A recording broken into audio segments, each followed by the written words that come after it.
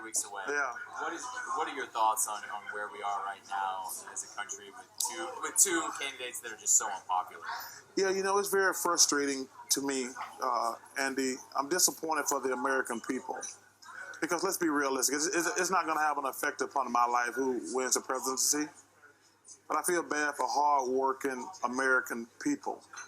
And I've always voted Democrat my entire life. But I'm having a hard time pulling the trigger for her. She might be a wonderful person. I don't know. But there's so many negatives about her. Like I say, I've always voted Democratic my entire life. And I got to make a decision because I take my vote very seriously. So right now I haven't made a decision if I'm going to vote or not. But if I vote, I'm going to vote Democratic.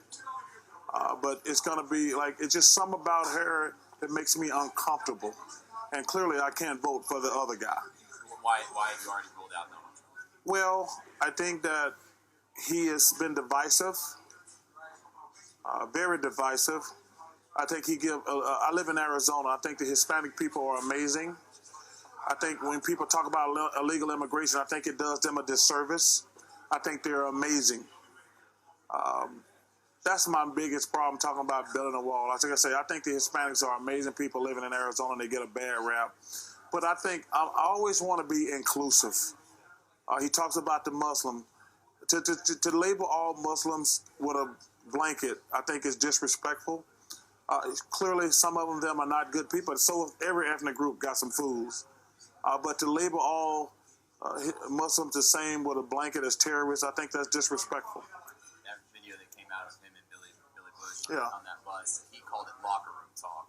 Did you ever experience talk like that in the locker room? Well, let me say this. I have a daughter, so I'm against any form of sexual harassment or sexual assault. I want to make that perfectly clear. I'm against any form of sexual assault or sexual harassment. But in the locker room, I've heard things and I've said things myself that I would not want to be repeated publicly. For people to act like they haven't heard stuff in the locker room, I think is disingenuous.